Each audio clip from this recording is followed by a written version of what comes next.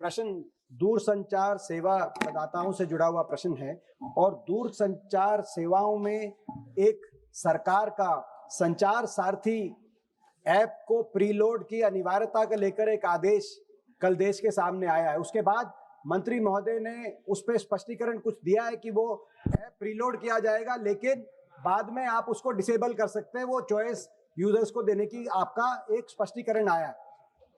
लेकिन क्योंकि मैं स्वयं कंप्यूटर साइंस बैकग्राउंड से, मैं सॉफ्टवेयर इंजीनियर के बैकग्राउंड से हूं, जब सिस्टम के अंदर प्रीलोड की रिक्वायरमेंट होगी तो डिसेबल करने के बाद भी सारे फीचर्स डिसेबल होंगे कि नहीं होंगे, किसी यूजर्स को ये बात पता नहीं चलेगी।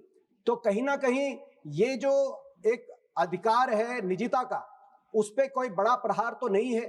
कहीं ये जो स्नूपिंग के प्रश्न उठ रहे हैं पूरे देश में, इसको लेकर सिविल राइट्स एक्टिविस्ट से, कंप्यूटर साइंस एक्सपर्ट से, उनको लेकर मंत्री महोदय क्या कुछ कहना चाहेंगे?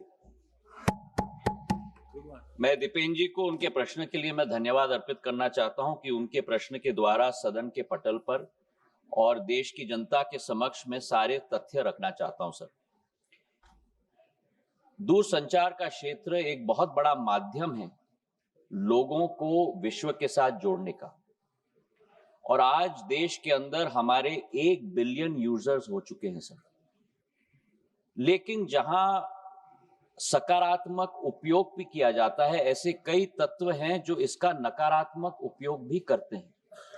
और सरकार का दायित्व होता है कि देश की जनता और हर नागरिक को उस नकारात्मक प्रयोगों से हम लोग और तत्वों के से हम लोग जोड़ पाएं और सुरक्षित रख पाएं। इसी सोच के साथ संचार साथी पोर्टल की हमने शुरुआत की थी सर 2023 में, और संचार साथी ऐप का प्रयोग हमने 2025 में हम लोग ने शुरुआत किया। अब संचार साथी क्या है?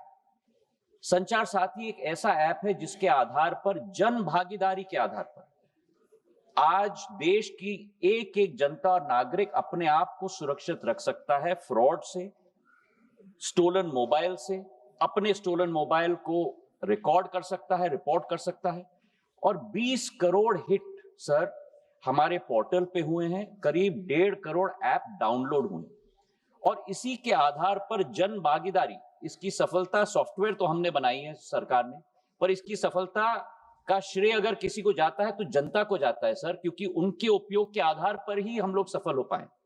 और आज मैं रिकॉर्ड पे रखना चाहता हूं कि इस ऐप और पोर्टल के आधार पर 1.5 करोड़ मोबाइल कनेक्शन देश के अंदर डिस्कनेक्ट हुए हैं जो फ्रॉडुलेंट हैं, क्योंकि जनता ने रिपोर्ट किया है। करीब 26 लाख स्टोलन हैंडसेट हम लोग ने ट्रेस की, 7 लाख स्टोलन हैंडसेट जो उपभोक्ता है उसे हमने वापस भी कर दिया है, और 41 लाख मोबाइल कनेक्शन डिस्कनेक्ट हुए हैं, 6 लाख फ्रॉड हम लोग ने ब्लॉक किए। इसी के आधार पर हम लोग ने ये कोशिश की कि हम लोग हर एक नागरिक को वो चॉइस दें, क्योंकि ऐप फोन पे है, इसका मतलब नहीं है कि वो ऑटोमेटिकली ऑपरेट हो जाएगा। जब तक मैं उपभोक्ता के रूप में उसमें रजिस्टर ना करूं, तब तक वो ऑपरेट नहीं होगा।